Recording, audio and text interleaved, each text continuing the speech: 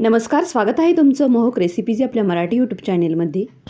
आज आपण आषाढी एकादशी निमित्त 2 चमचे तेलामध्ये पोटभरीची झटपट तयार होणारी एक नवीन रेसिपी पाहणार आहोत। चला तर मग अजिबातही वेळ वाया न घालवता रेसिपीला सुरुवात करूया।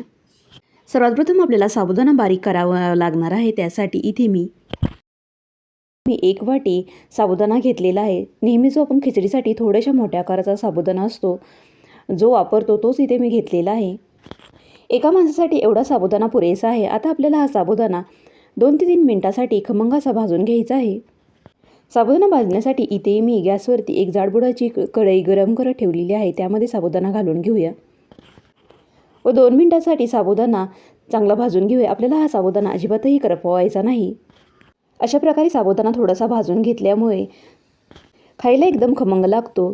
तर 2 मिनिटांनंतर अशा प्रकारे थोडीशी साबुदाण्याची अशी फुटू लागलेले आहेत, म्हणजेच इथे आपला साबुदाणा चांगला भाजला गेलेला आहे असे समजावे। आता साबुदाणा काढून घेऊया। साबुदाणा पूर्णपणे थंड झाल्यानंतर त्याची पावडर तयार करून घेतलेली आहे। त्याचबरोबर आपल्याला इथे 2 कच्चे बटाटे लागणार आहेत।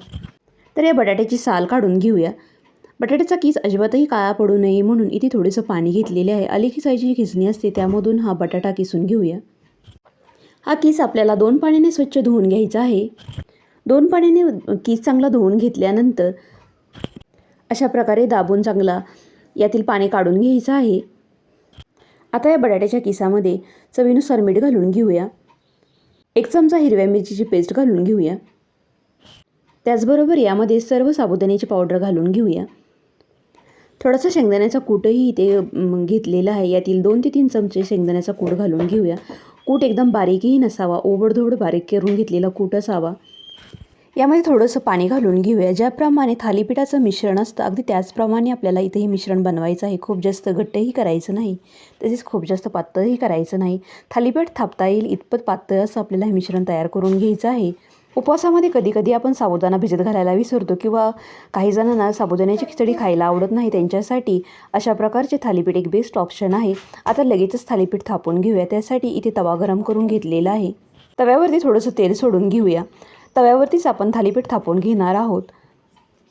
थोड्याशा पाण्याचा वापर करून या 4 बोटाच्या मदतीने थालीपीठ थापून घेऊया। थालीपीठ खूप जास्त पातळही थापायचं नाही, खूप जास्त जाडही थापायचं नाही।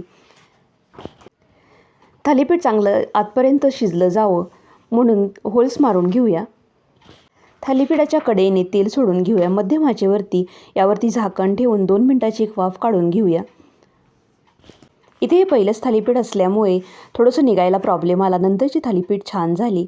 दोन्ही बाजूने थालीपीठ खरपूस रंग येईपर्यंत भाजून घेऊया। अशा प्रकारे इथे आपण राहिलेली सर्व थालीपीठ तयार करून घेतलेली आहेत। अशा प्रकारचं थालीपीठ तुम्ही गरम खाऊ शकता किंवा अगदी थंड झालं तरीही खायला खूप छान लागते। यामध्ये आपण ओबडधोबड बारीक करून घेतलेला शेंगदाण्याचा कूट घातलेला असल्यामुळे हे शेंगदाणे जेव्हा दाताखाली येतात तेव्हा त्याची चव अगदी मस्त लागते। हे थालीपीठ तुम्ही चटणीबरोबर खाऊ शकता किंवा अगदी तसंही खाल्लं तरी खूप छान लागते किंवा बटाट्याच्या भाजीबरोबरही खाऊ शकता। तर तुम्हीसुद्धा अशा प्रकारे केलेलं थालीपीठ नक्की करून बघा। पुन्हा भेटूया अशाच एका नवीन रेसिपीसह। तोपर्यंत घरी बनवलेले पदार्थ खा आणि स्वस्त राहा। तसेच जाता जाता आपल्या चॅनेलला लाईक करा, शेअर करा आणि अजूनही सबस्क्राईब केलेलं नसेल तर सबस्क्राईब करायला अजिबात विसरू नका। धन्यवाद।